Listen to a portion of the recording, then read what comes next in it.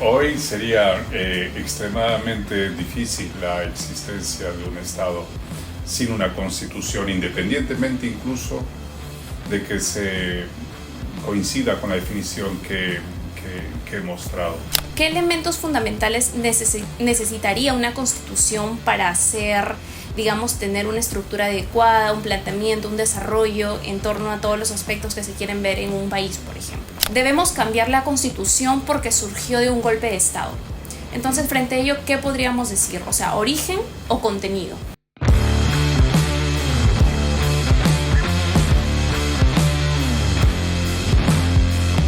Hola a todos, bienvenidos a Legalmente Hablando. El día de hoy tengo el placer de poder entrevistar a un especialista en Derecho Constitucional, Procesal Constitucional.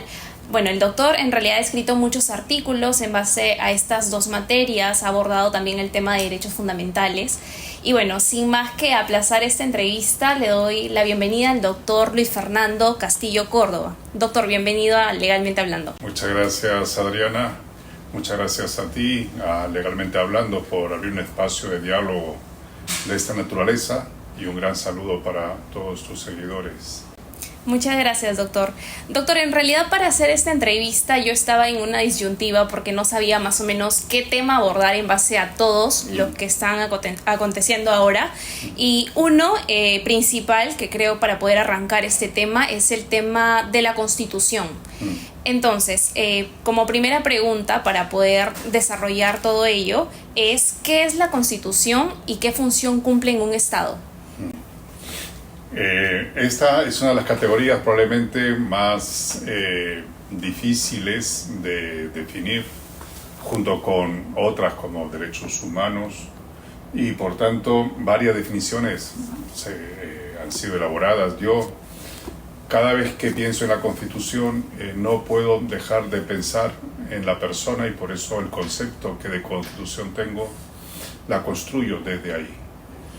Si hay que dar un concepto, yo diría que la Constitución es la principal herramienta jurídico y política con la que se cuenta para ponerse al servicio de la persona. La Constitución se pone al servicio de la persona de dos maneras muy, me parece, claras. Una, reconociendo el valor de la persona y los bienes humanos que le son debidos, los derechos humanos. Y dos, colocando a los poderes públicos de una manera organizativa al servicio de la persona. Entonces tienes una Constitución que reconoce los derechos fundamentales, que reconoce los poderes públicos y crea una serie de competencias, pero con la finalidad de colocar a los poderes públicos al servicio de la persona. Y siendo así, la Constitución tiene que ser norma suprema, y la Constitución tiene que ser a su vez norma fundante, pero a partir de este contenido. Justamente, doctora, lo que nos menciona, hemos podido apreciar esa importancia que cumple la Constitución en el desarrollo social, y por ello surgió una pregunta de que en realidad en el mundo existe diversidad de cómo se toma el concepto de la Constitución. Por ejemplo, tenemos una Constitución consuetudinaria que se habla a la llamada Constitución inglesa. También tenemos una Constitución impuesta que se da en España a través de una confrontación civil, y esto va un poco en el tema de origen, ¿no? También tenemos una Constitución breve que diríamos que es la de Estados Unidos, ¿no?, que va desde 1787, que inicia con 7 artículos y luego se adicionan 27 enmiendas. Entonces, ¿usted ve posible, o al menos viable, de que un Estado no tenga Constitución? Hoy sería extremadamente difícil la existencia de un Estado sin una Constitución, independientemente incluso de que se coincida con la definición que he mostrado. Porque la Constitución, si realmente pretende ser una suerte de soporte de la convivencia social, política, parece su presencia inaplazable. Es decir, un Estado sin Constitución hoy sería impensable. puede ocurrir, ¿no? Y sobre todo en la cultura no occidental y en regímenes dictatoriales, que no exista una constitución concebida, al menos próximamente, con la definición que te daban, ¿no? Pero esas serían situaciones no deseables. Es decir, una comunidad política que no cuente con una norma base que reconozca el valor de las personas y consecuentemente sus derechos, y que a los poderes públicos y a los poderes privados también los organice para colocarlos al servicio de la persona, es un Estado, una comunidad política que muy probablemente no signifique un ámbito de desarrollo pleno para sus integrantes, que de eso se trata. El Estado, el derecho a la política, de lo que se trata es de promover la máxima realización posible en los integrantes de la comunidad política. Ahora, bueno, en torno a cómo hemos visto que nuestra Constitución ha ido teniendo diferentes situaciones a las cuales ha tenido que afrontar, existen las constituciones de acuerdo a su flexibilidad. Entonces existen altamente flexibles como sumamente rígidas. Entonces, justamente a ello, ¿qué tan, o sea, digamos, cómo impacta esa flexibilidad y esa rigidez en una constitución? O sea, esto vamos justamente al ámbito de abordar emergencias o regímenes políticos, por ejemplo. Sí, ahí me parece que puede ser conveniente preguntarse qué se entiende por una constitución flexible o por una constitución rígida. Desde el punto de vista jurídico, una constitución flexible es aquella cuya modificación se puede obtener mediante un procedimiento no gravoso, ¿no? Y por tanto un procedimiento casi como el que hay para aprobar leyes, ¿no? Es decir, entre el proceso legislativo y el proceso de reforma mucha diferencia no hay. En la rígida, sin embargo, sí existe una diferencia entre el mecanismo, el procedimiento del legislativo y el procedimiento de reforma constitucional, normalmente el legislativo menos gravoso y el constituyente más gravoso. Entonces, si así se define, ocurre que las constituciones flexibles suelen ser las que menos cambian, porque las constituciones flexibles, aún siendo de esa naturaleza los procedimientos legislativos y los procedimientos de reforma constitucional, solo son concebidos en comunidades políticas afianzadas, donde el respeto a la ley y a la Constitución es muy alto, y entonces solo se modificaría la Constitución cuando ésta reclame realmente una modificación. Las constituciones rígidas, como la peruana es una constitución rígida, suelen ser constituciones que son incorporadas en una comunidad política que no tiene una madurez elevada, y una cohesión política ni social tampoco intensa, de modo que a pesar de su rigidez suele ser modificada con frecuencia. De modo que a lo que tú preguntas probablemente haya que atender a no solo el plano jurídico, de si es una constitución jurídicamente flexible o jurídicamente rígida, sino también a la madurez de la comunidad política y consecuentemente a la institucionalidad de sus distintas organizaciones. ¿Por qué? Porque si realmente cuando ocurra en una realidad una crisis política o una emergencia de tal magnitud que luego pueda reclamar una modificación constitucional, tendríamos que estar todos no solo de acuerdo, sino también todos, al margen de los convencimientos ideológicos, igualmente convencidos de que hay una necesidad de modificación de la Constitución. Porque lo que normalmente va a ocurrir es que por la emergencia o por la crisis, el elemento axiológico ideológico sea preeminente, y no porque haya crisis, sino por un convencimiento ideológico se quiere modificar la Constitución. Y entonces una Constitución se lastima, y la comunidad política construida sobre ella también, cuando las modificaciones o las reformas son innecesarias y solo son impulsadas por convencimientos políticos, no por necesidades sociales reales, ¿no? Entonces, a la flexibilidad o no jurídica la flexibilidad o no política ha de ser un acompañante de viaje casi necesario. Ahora esta pregunta tiene que ver un poco con el ámbito, creo, y el desarrollo de un país en torno a aspectos políticos, por ejemplo. Y desde su análisis, ¿qué elementos fundamentales necesitaría una constitución para hacer, digamos, tener una estructura adecuada, un planteamiento, un desarrollo en torno a todos los aspectos que se quieren ver en un país, por ejemplo? La Constitución suele ser diferenciada en sus contenidos de una parte que suele ser llamada dogmática de la parte orgánica. Entonces yo la pregunta que formulas la respondería diferenciando ambos contenidos, y de la primera me parece que resulta necesario una Constitución, necesario y conveniente que reconozca el valor de la persona y que reconozca sus bienes humanos esenciales que les son debidos y que recoja una básica regulación de todos ellos, de los derechos fundamentales. Fíjate que estoy empleando la expresión reconozca. El constituyente no cree el valor de la persona ni crea los bienes humanos que les son debidos, los reconoce.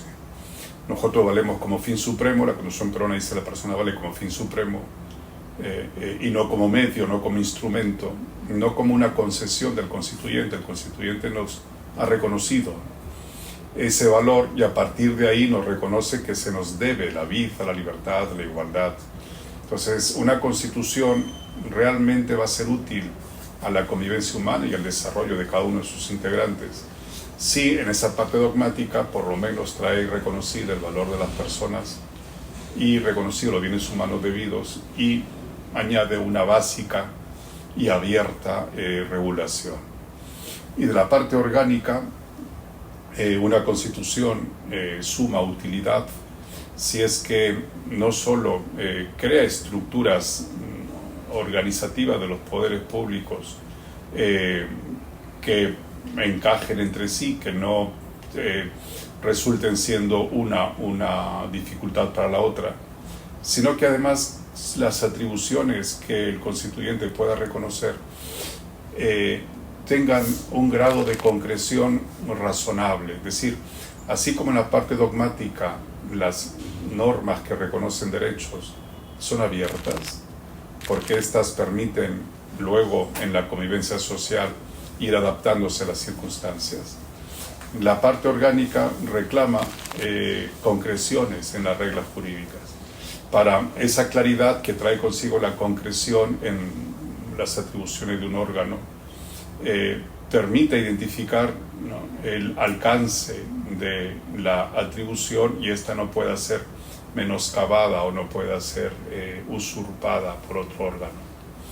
Y claro, por ejemplo, en el caso peruano, ¿no?, expresiones abiertas como, y además con mucha discusión, ¿no?, la vacancia presidencial por incapacidad moral, ¿no? Es decir, por ejemplo, expresiones de esa naturaleza necesitarían un poco más de concreción para evitar, por ejemplo, las fricciones políticas que hemos experimentado. Pero yo diría eso, ¿no? La parte dogmática reclamaría estos contenidos y la parte dogmática estos otros más precisos, más regulados.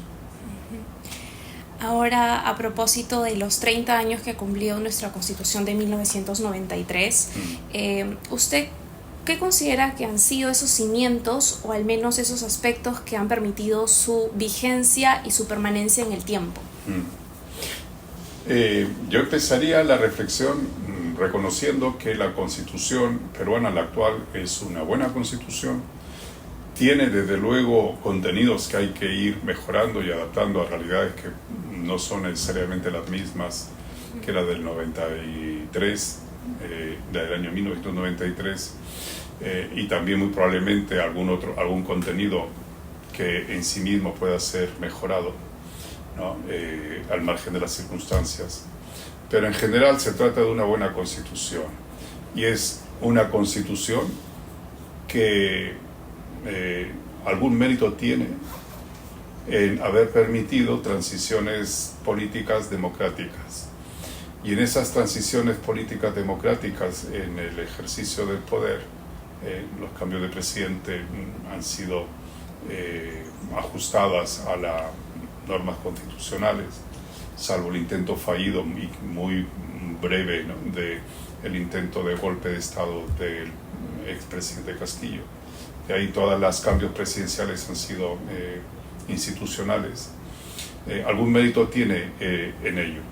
Y la Constitución peruana, cuando hace un momento te refería, ¿no?, de la parte dogmática, lo que tendría que contener, la parte orgánica, lo suyo, me parece que en la parte dogmática tiene unos contenidos, la actual, que han permitido la adaptación de las normas a las distintas situaciones acontecidas desde el 93.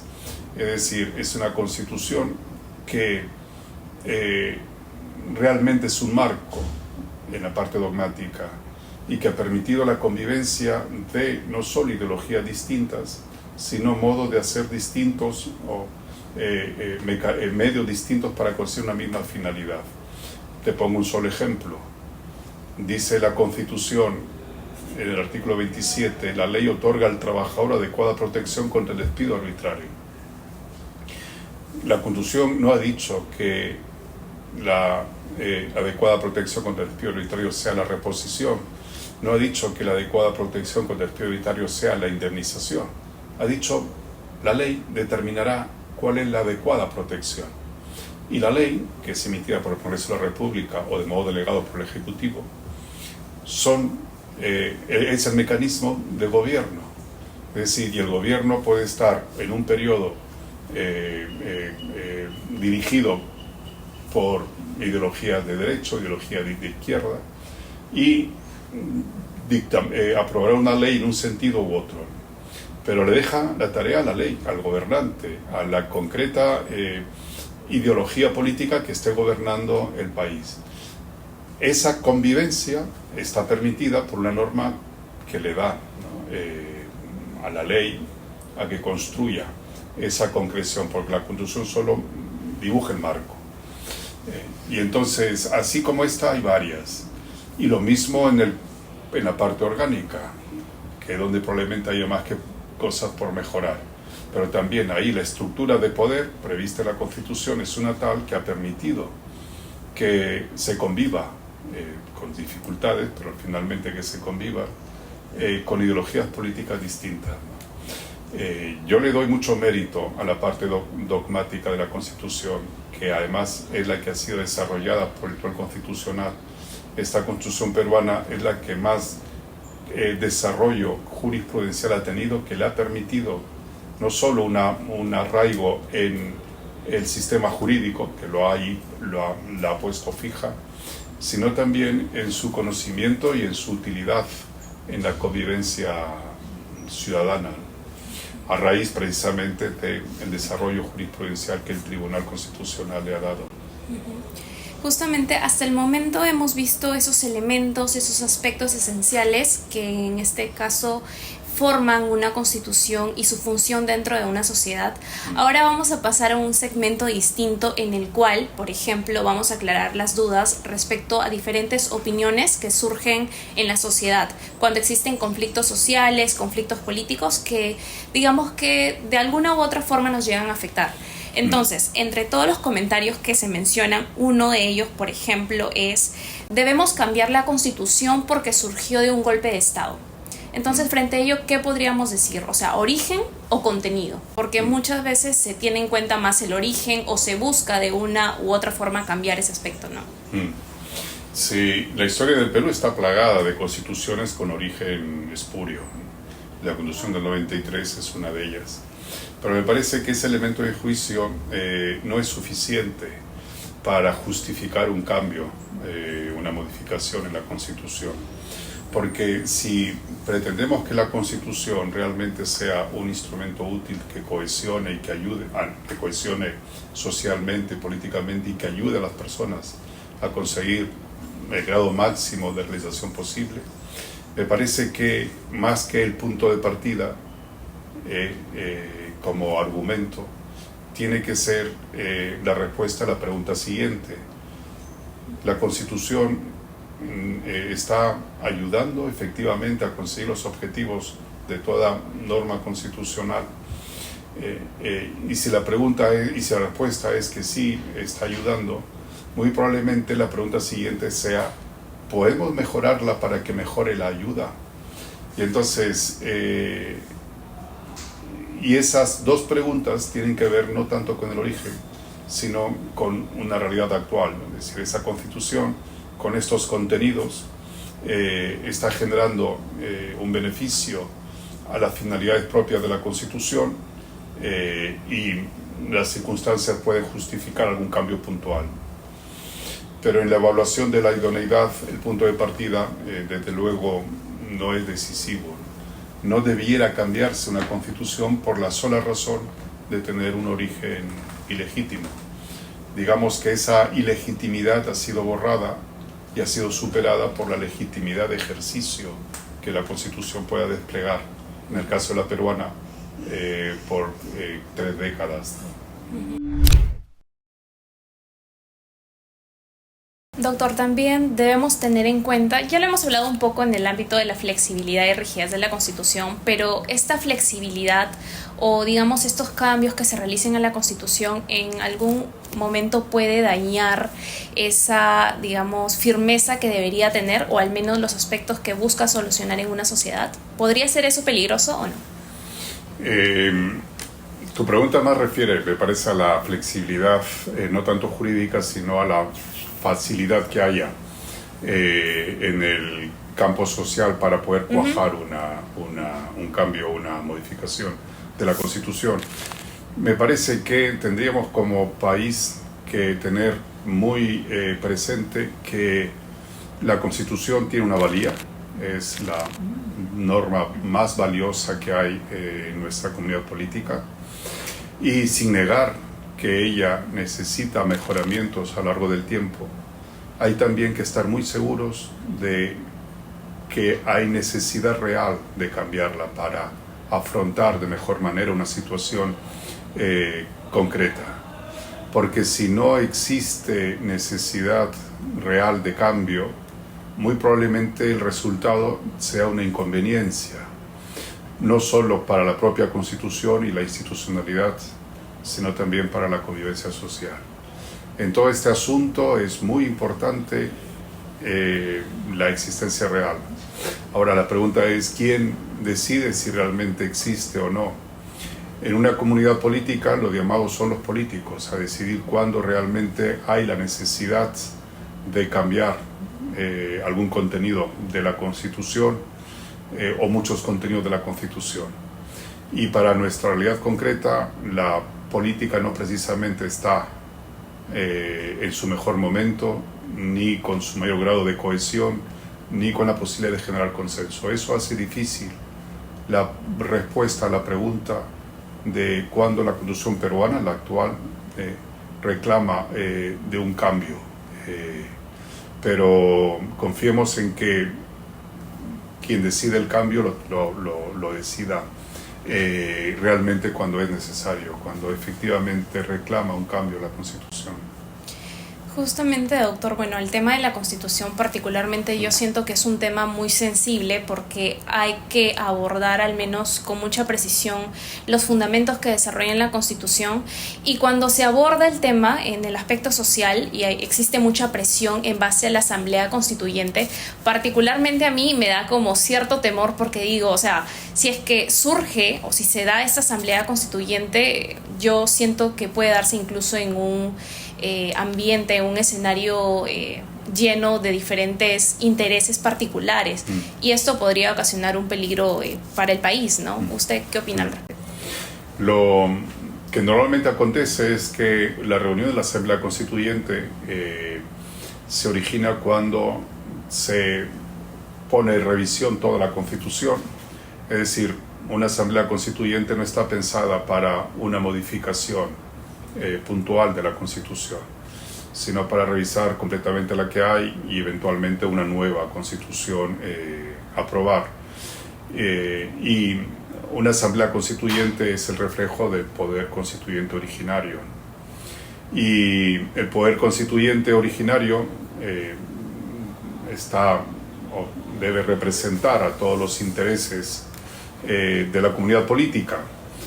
En el caso nuestro, ese temor que tú manifiestas es razonable porque no solo hay una pluralidad grande, ¿no?, en el titular del poder, que somos la sociedad, el conjunto de habitantes de este país, los titulares, sino también porque los representantes de ese poder, o los representantes de esa población, de toda la comunidad política,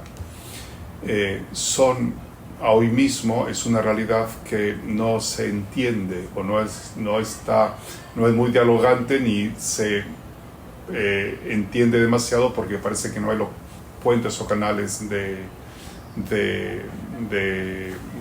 diálogo y de reflexión. Eso sin duda que por lo menos genera cierta duda sobre si una asamblea constituyente logrará o no si acaso, ¿no?, aprobar una constitución que realmente sea útil al bien común y no solo sea consecuencia de cada quien buscando sus propias, cada grupo político, ¿no?, buscando sus propias conveniencias a partir de sus convencimientos ideológicos. Pero permíteme añadir muy brevemente algo. En el caso nuestro, una asamblea constituyente no está prevista. Es decir, incluso para pensar en una reforma total de la Constitución, la asamblea constituyente no figura no solo como actor, sino tampoco como órgano productor de ninguna reforma constitucional. Actualmente, la reforma constitucional total o parcial corre por cuenta del Congreso de la República, con los mecanismos de reforma que ahí están previstos. Una asamblea constituyente se incorporará al proceso de una nueva constitución si es que la constitución actual se reforma, para lo cual nuevamente vamos a las clases políticas para saber si efectivamente hay o no esa sensibilidad y convencimiento de que esto realmente conviene hacerlo. Doctor, ahora, en el aspecto social están ocurriendo diversas cosas. Justamente yo considero que se han acentuado mucho más en el 2024, en este año. Entonces, frente a diferentes aprobaciones o posibles, porque hay algunas que aún no están del todo establecidas, existen diferentes que han generado mucha controversia respecto, por ejemplo, al ámbito de la separación de poderes y entre otros, en realidad, ¿no?, que está desestabilizando ese sistema rígido o, bueno, al menos estable que debería tener el país. Entonces, en base a esto, a mucha gente le preocupa quién defiende estos aspectos y de qué manera al menos se podría establecer si es que alguna u otra ley que se aprueba llega a desestabilizar un sistema que particularmente se está viniendo abajo, ¿no? La defensa de la Constitución tiene varios ámbitos. Uno de ellos es el jurídico, el judicial. También hay el político y el social. Es decir, la Constitución tendríamos que defender todos, ¿sí?, pero no todos brindan una protección especializada. La protección especializada, la más relevante es la judicial. Y entonces, una judicatura, y en particular el Tribunal Constitucional, está llamada a controlar la validez de toda decisión pública o privada que se desajusta de la Constitución, desde un contrato privado a una ley, ¿no? Probablemente la ley, porque tiene alcance general, es donde hay que estar más alertas, ¿no? Pues una ley inconstitucional, el Congreso de la República ha aprobado leyes últimamente cuya constitucionalidad está en duda. El Tribunal Constitucional, a través de la acción de inconstitucionalidad, es el llamado a indagar si esa ley es o no constitucional, y si no la es, a declararla inconstitucional con efectos derogatorios. Y los jueces de instancia, a través de los procesos constitucionales en particular, también a todos los procesos ordinarios, está llamado a inaplicar una ley que él considera contraviene la Constitución a la hora de resolver un caso concreto. Yo destacaría el papel de la Judicatura como garante de la eficacia plena de la Constitución. Bueno, doctor, al menos en esta entrevista hemos tratado de abordar los puntos más importantes que genera todo el tema de la Constitución. Y para ir concluyendo, como última pregunta le diría, ¿cuál es ese desafío que presenta o debería presentar la Constitución, su defensa, la protección de derechos humanos a partir de hoy, ¿no? De todo este año, digamos, de todo lo que queda del actual gobierno y en adelante, ¿no? El desafío me parece que no tanto tendría que predicarse de la Constitución. El desafío tendríamos que formularlo nosotros los ciudadanos. Es decir, ¿qué desafíos nos presenta la Constitución de cara a convertirla realmente de modo efectivo en una norma viva? Y entonces muy probablemente tengamos como desafío la ciudadanía que mejorar en nuestro aprecio y respeto a la Constitución y a las leyes. Y en particular ese desafío me parece que se presenta de modo muy intenso en quienes tienen que interpretar la Constitución para hacerla cumplir. Es decir, el derecho no se autoaplica, necesita de operadores para aplicarlo. Y para operar con el derecho, para operar con la Constitución, hay quienes deben decir lo que dice la Constitución. No, la interpretación constitucional ahí es decisiva. Pues especialmente en ellos, este reto es muy significativo, porque si son leales con la Constitución, no le harán decir a la Constitución lo que no dice y lo que ellos creen que dice por pura conveniencia ideológica o política. Entonces traslademos, si te parece, el desafío a la ciudadanía para presentarles ese reto. Seamos más conscientes de la institucionalidad que conlleva el respeto a la Constitución y a las leyes. Como ya lo dijo el doctor, en realidad es un desafío ciudadano. Bueno, doctor, creo que aún hay mucho que hablar, ¿no? Por el tema de la Constitución, mucho que aclarar, que debatir, pero bueno, esperemos que en otra oportunidad nos pueda acompañar tal vez para resolver más dudas frente a la Constitución y frente a otros temas que son de interés social, ¿no? Igual agradecerle por formar parte de esta entrevista y poder habernos aclarado esas dudas que hemos tenido. El agradecido soy yo, muchísimas gracias. Yo estaré encantado de volverme a reunir con Legalmente Hablando. Una entrevista como esta es muy enriquecedora para mí, sin duda. Y un gran saludo para ti y para todo el equipo de Legalmente Hablando. Hasta pronto. Muchas gracias, doctor.